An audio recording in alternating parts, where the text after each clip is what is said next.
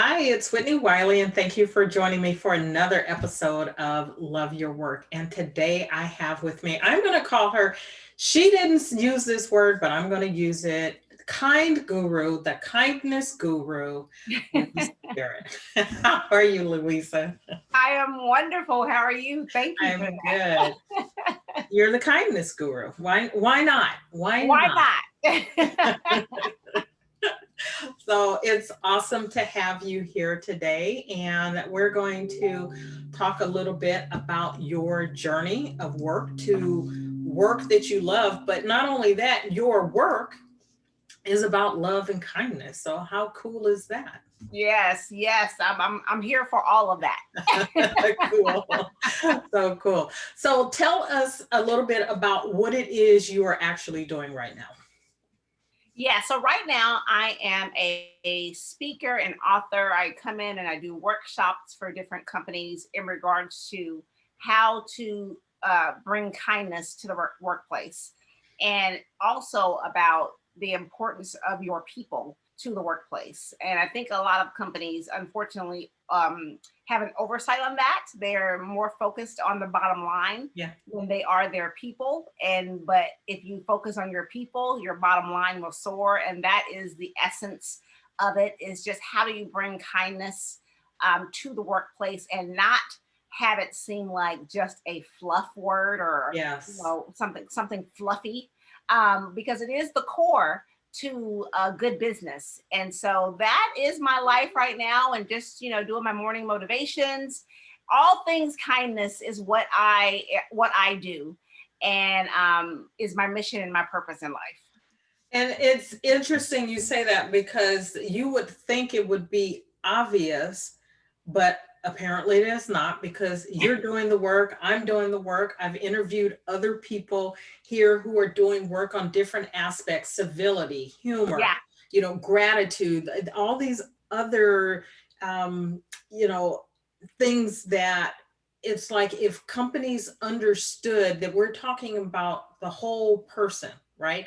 Taking Yes. care of your people, their wellness, that it actually benefits the bottom line. It doesn't hurt the bottom line, but that's not always, it doesn't seem to be getting through to everyone. Right. And I think it's just, and I think 2020 is helping that in a sense, because of, we had to shut down, people had to work Yes, from home, all kinds of stuff happened where the workplace is going to be different, whether you like it or not. that is And very true. yeah, it just has to be. I mean, Yeah, there's no way to go back to the way things were right. prior to March 13th, 2020. Right. No, you're absolutely right. And I think about not only the aspects that you're talking about, I'm talking about, others are talking about, but just the sheer nature of people working at home, right? So before that date, the big challenge for employers was allowing their people to Yes. work at home, right? And then they find out, oh, it actually can work if they work at home. We actually can get work done. That people actually can be productive working at home. It's like we've been telling you that for Yeah. years, right? And sometimes even more so productive, because you don't Exactly. have the distractions of the office or the workplace. Exactly. And my family, my mom especially, laughs at me, because my thing is that when I go and consult or whatnot, and I've had these jobs where I had to go to the workplace, I would say, well, I can do this from home. And my mom is like, you tell people that? I'm like, yes, because I can do this. Communications, marketing, I can do this from home, literally. Right. Right. And so now people are finding out that it is so true. And I was just talking to a friend who said that she's more productive now than she had been the 3 years prior to being Right. at the job in the office. Because in all reality, you spend at least 2.5 hours just hanging out, chit chat. Okay, people At pop into least. your office for At 10 minutes least. here, Yes, 5 minutes least. there. And if you add all of that time together, Right. you have spent 2.5 hours chit chat.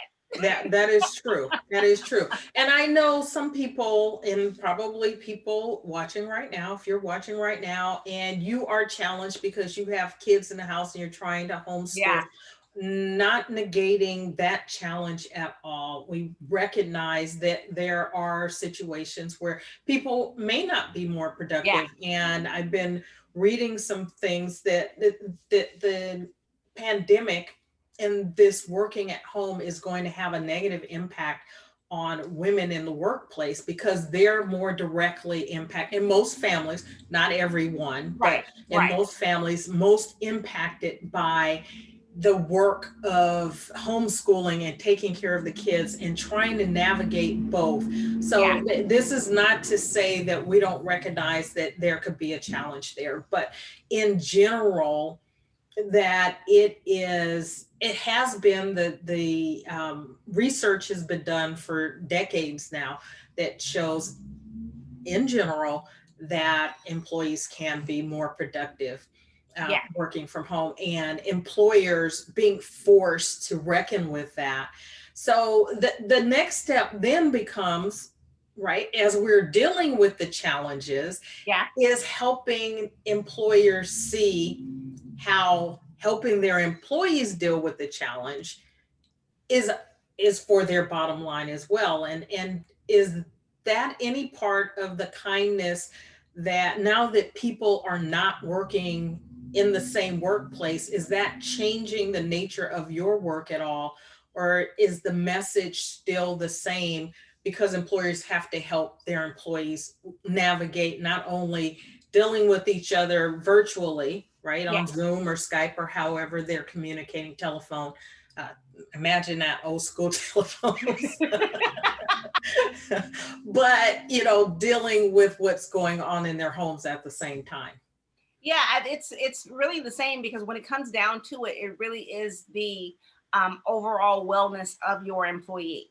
And so whether that's actually in the workplace or virtually, it's still employees want to feel heard, they want to feel seen, they want to feel understood. And just as you mentioned, that yeah, there are different challenges now because some kids are at home, they're not at school, and so balancing that and navigating through how that looks. I still have to work, but I also have to make sure that little Johnny is doing his math homework Right, too. right. So, and so, yeah, but it's about putting the employees first, putting the people first, people over profit.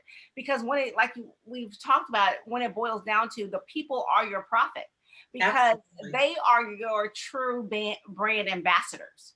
And so, Exactly. how you treat them is how they are going to talk about you.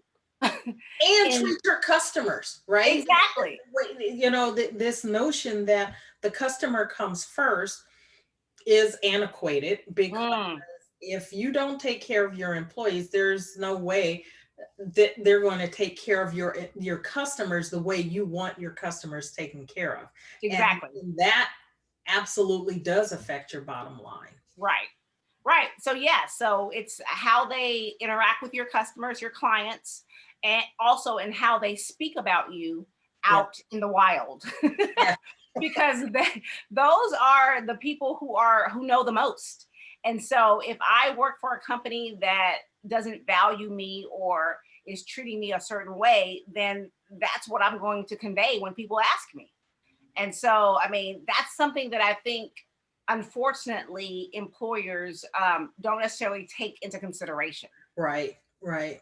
I can think of a time, that I worked for someone else and there would be job openings in that environment and people would call and say, I see you have a job opening. Should I apply? And I was like, no, no, you should not. Right. And you're right. So if your employees don't have good things to say about you, then that creates a problem, not only in the current environment, in your current Right. culture, but an ongoing, because it's going to have effect and impact on other people outside knowing, right, what's going on, and Yeah. discouraging people from coming along who might be the best people for the positions that you have that come available.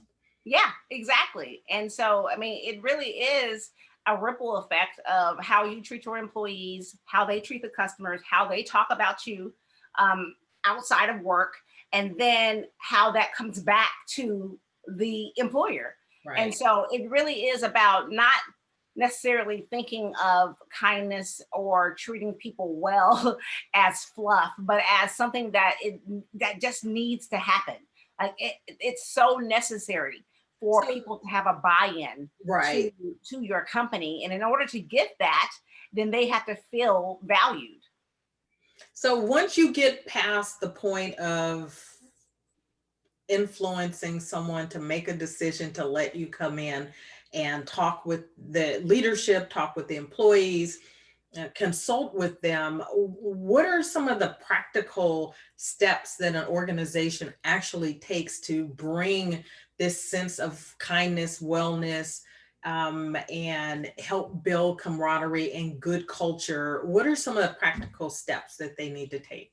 Yeah, team building is huge. And that can look like all kinds of different things where you can go on retreats or where you can do half day workshops or whatnot. But it really is just getting that feedback from your employees and listening to what they are saying. Because when I go in, I'll give you a survey to do in 30 days because I can come in and motivate you all day, right? We can have Right, inspiration and everybody can feel great. And it was a great day. But then what happens the next day? right. What happens after I'm gone? And so it's about, that 30 days later of giving the employees the opportunity to provide feedback from the practices that you've instilled, whatever that looks like for your company, because it's different for every single company, right? So, Right. whatever your values you've decided, whatever practices you've decided that this is what we're going to do, then you have 30 days to actually do it, to put your money where your mouth is. And then your employees can then come back and tell you how they feel about it, what's Mm, changed, and the different dynamics from 30 days prior. okay. So let's talk about how did you get into doing this? Where did this idea come from? Kind, make Loud. make kind loud. Ooh, ooh, ooh. Make kind loud. Where did this movement, you created a movement, where did this come from? And what were you doing immediately before? And you're like, okay, this isn't the answer. I've got to go a different direction. Yeah. So I've been on my kindness journey for about almost a decade, close to a decade. And but prior to that, I would consider myself one of the most sarcastic people that you would have ever met in your life. And I got joy out of that. I had sarcasm was an art form for me. I would think of different ways of how to say stuff so that you don't necessarily think that I'm being sarcastic, but later on in the kitchen, you're like, wait a minute. Wait a minute. When she said that, did she mean? Yes, I did. I did mean that. Wow. So yeah, so I I was would never have guessed that about you. thank you. And I appreciate that. And that has been a journey, right? And so then I have 20 currently I have 24 nieces and nephews who I adore. They are the absolute loves of my life. And one of my nieces lived with me during her high school years. And so high school is between the ages of 14 and 18. Right. And that age range right there, the teenagers are trying to find out who they are. They're testing the waters. They're going through all kinds of teenage angst. Everything is so dramatic and we all went through it. And so when I would tell her to do stuff, clean your room, do your homework, whatever the situation might have been, she would always say, "It's not what you say, it's how you say it." And again, mind you, super sarcastic over here. So I'm like, I don't care how I said it. Go do what I told you to Right. do. And so this went on for about a year. And then maybe a few months later, someone said something to me that was completely off the wall. And I thought to myself, why did you say it like that? And as soon as Mm, I thought those words, her little voice popped in my head and said, "It's not what you say, it's how you say it. And like I said before, my nieces and nephews are the loves of my life.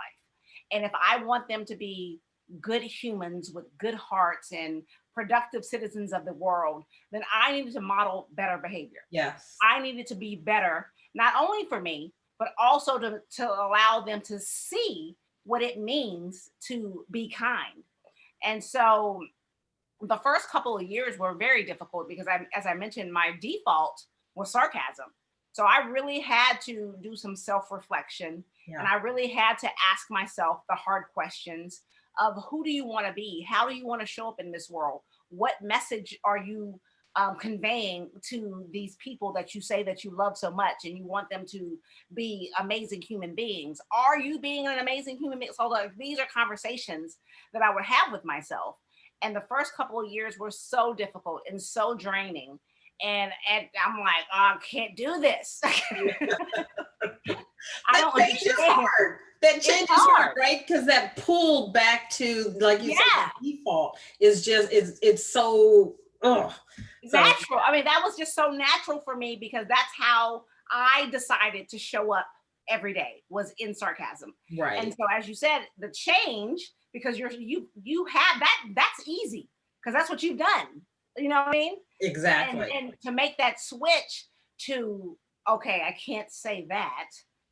And literally, I would sometimes conversations would last way longer than they should because I'm over here going Because over in you're my in your mind. head trying to Right, say, like trying to figure out what you can say, right? right, Yes. right. Yes. And I'm not censoring myself, but I'm saying, no, girl, you can't say that. That's not nice. I've And been so there. I yeah, it's easier now because I've worked out that kindness muscle. And don't get me wrong, I still have my moments. I still fail, I still stumble, but yeah. I also know that yes, I may have made a mistake in this moment, but the very next moment I can do better.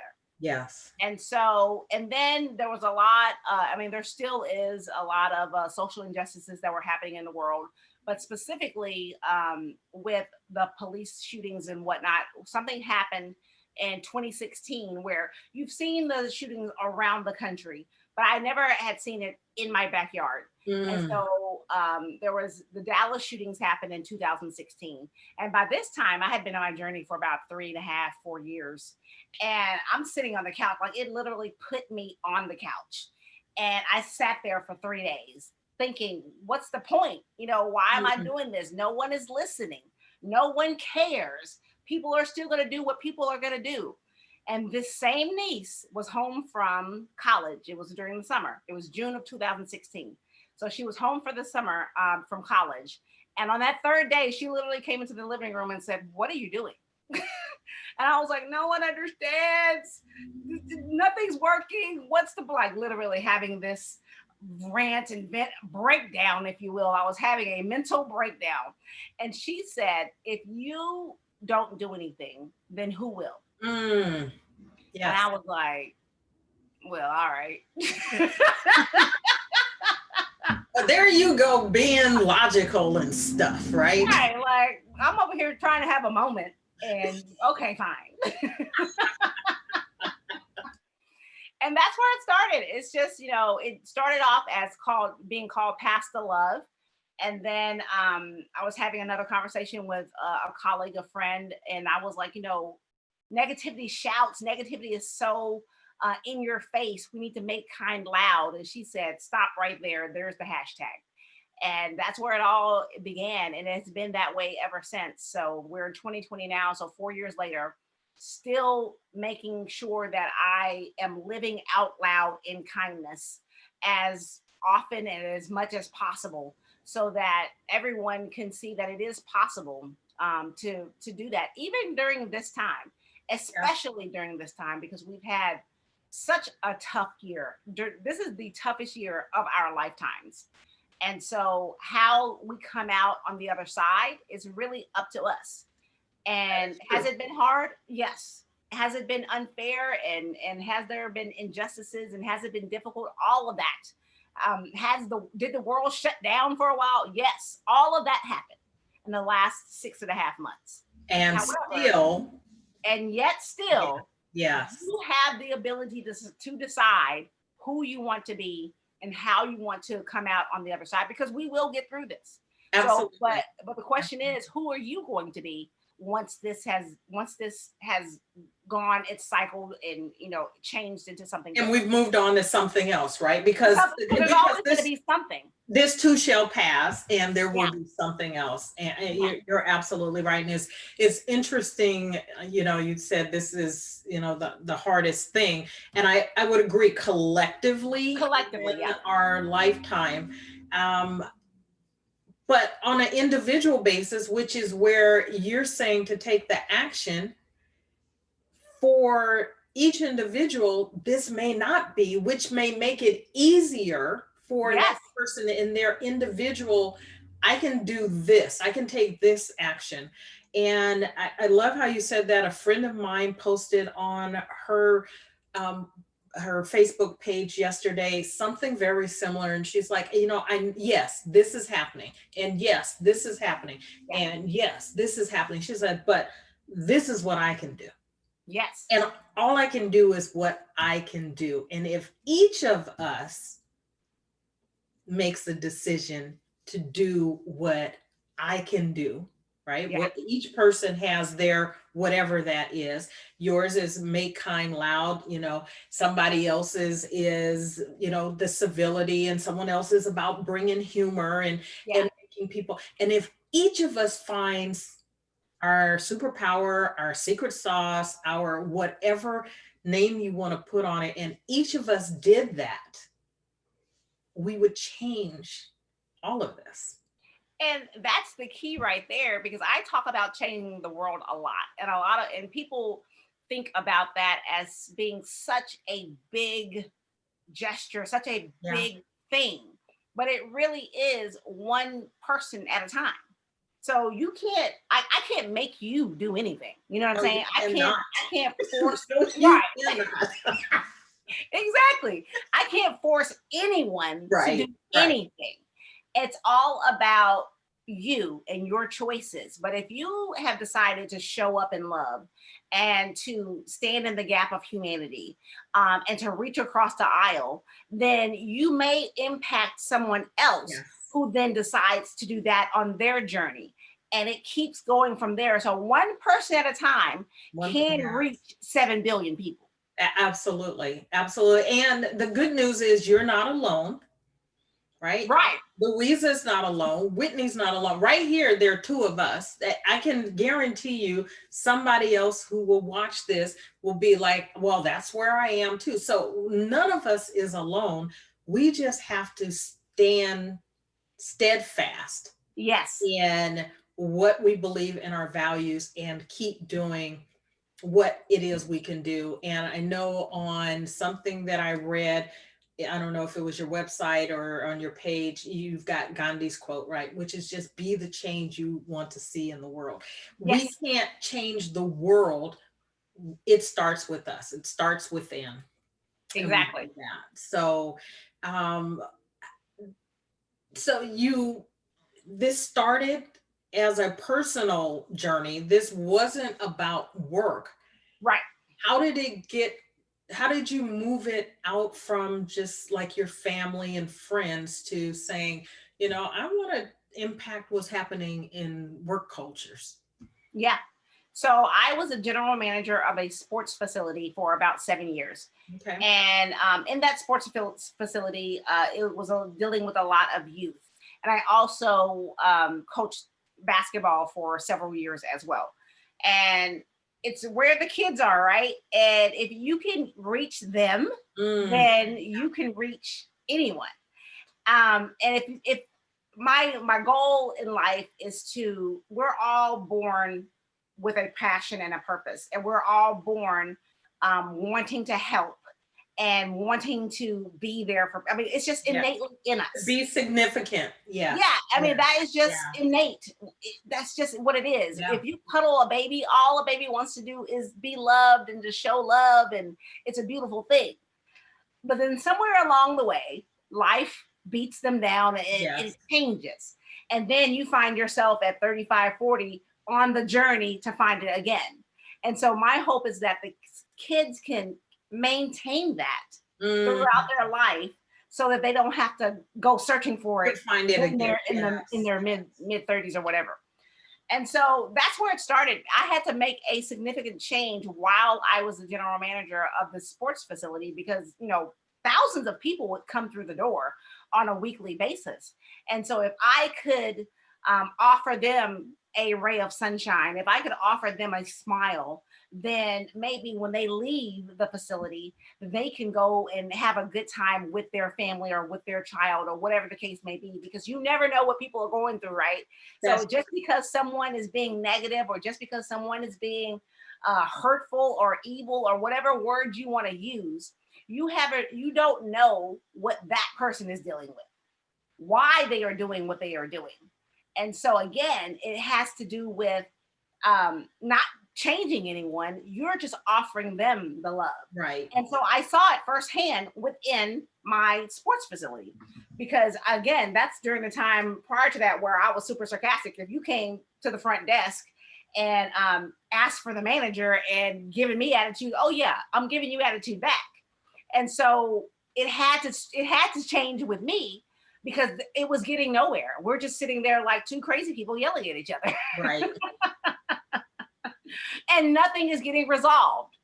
And so that's where it started. And then I started treating my employees better, because then they started wanting to have ownership within the facility, wanting to be better within the facility. And I was like, oh, wow, this is not just something for me or just for my nieces and nephews. This can be something for the world if everyone just showed up, as we mentioned in the past. And so that's where it started. And from that sports facility, I worked for a nonprofit. And again, it was about bringing the kindness and the love to a toxic work environment. So even though that nonprofit was supposed to be helping people, the work situation was not ideal. And that tested my kindness journey, because I was like, I could tell And you some tests, things and tests are always waiting for you, right? waiting When for you're you, in the right? middle of that change, there's a test that comes along and say, "Are you serious about this? Are you really Exactly. serious?" Oh, okay. You want to be kind? How about I put you right here? Right. You're right. Exactly. And so, I was the marketing director for the nonprofit, and it was really about showing up every day. And, the other employees saw how I was being treated. They Okay. also saw how I was responding. And it's about shining your light, it's about being that beacon. And so, from my personal experiences of being the person who was super sarcastic and condoning that behavior from everyone, to making that switch and showing people that, yeah, you can still disagree, but be kind. You can still be a force to be reckoned with and be kind. They're not mutually exclusive. Like, you could still be a boss and be kind. Yes. Yes. And that's how it transformed to, like, this needs to be widespread, because I can't be the only person who's dealing with a toxic work environment or dealing with people who want to take me down or whatever. In my mind, I can't be the only person dealing with that situation. I'm sure other people are going through similar And situations. unfortunately, you were right about that. You're not the only one. Right. And it Yeah. is unfortunate. And so that's how it transformed. Okay, interesting. That's really cool. So let's go back a little further. What was the very first job you had that, say, wasn't a babysitting job? My very first job, like out of college, was I worked for, College, if you had one in high school, or yeah. Oh, well, in high school, I was a telemarketer. okay. No wonder you were sarcastic. That explains so much, right? Yeah, I did that for 2 years. I started my junior year of high school. I was making like $12 an hour. A 17-year-old. I was like, oh, this is a lot of money. And I would call people to do little surveys. Did you Like, yeah, like that? this is only Did going to you take like about it? 5 minutes. The survey is actually like 20, 25 minutes long, but you have to tell people it's only going to take 5 minutes. Right, right. Did you like that work, or was it just the money was good and you're like, yeah, I'm, 17 making good money. I'm good. Yeah, it was that. And my supervisor was amazing. And so she and I became really good friends. And I didn't want to work in a fast food place Okay. like my other friends did, because I could have easily, gotten a job at Burger King or wherever. You would not But have made that kind of money at Burger King. exactly, exactly. And I was like, I could drive out here and talk on the phone. And literally, it didn't matter if you hung up on me because I still got paid. So I'm sitting there making 100 phone calls. I might talk to 3 people, but it's still I still got paid, so it was fine. It was fine. But the environment was good because my supervisor was great. Okay, good, good. What lesson did you learn out of that job? That even if you get 97 people hanging up on you, that maybe 1 or 2 will talk to you. So Okay. just keep going for it. Being persistent and just keep doing what you're doing. Exactly. And then when the first few times it happened, I'm like, why are they hanging up? I don't understand. And if someone came and said, Don't take it personally. It's Yeah, I'm like, not you still you." literally my supervisor was like, you still get paid, it's fine. And I That's said, awesome. okay, well, you don't care they're hanging up on me. I don't care either. That's fine. That's awesome. So before we wrap up, I noticed a couple of days ago that you unveiled that you had a new project that came online. So why don't you tell us a little bit about that? Yes, thank you so much. And it happens to be right here and behind me. I love it. So I am an author now with 53 other amazing souls. We wrote a book about love, and it's called Love Meets Life. And it's stories of love showing up in unexpected ways. And that's the beauty of it all because there's no one definition of love. Like everybody feels it differently and it shows up in different ways for people. And so this is 53 stories of how love shows up and how you can take the lessons learned throughout your life and show up in love. And it's a beautiful compilation. And I'm just really excited to be a part of it and to share my story in it. That happens to deal with one of my nieces. And yeah, it's just my story is about coping and about sending people off with love. So the niece that lived with me during her high school years, it's the story is about her in regards to her senior year, and where I was like, oh my God, she's leaving. Then what happens? Like, how do I? What do you mean she's going to be out of here? And so it was about coping and sending her off with love, but then having figuring out how to do that and not to be like, girl, don't go so far away. You could stay here. And you know what I'm saying? All the things that parents go through. Okay.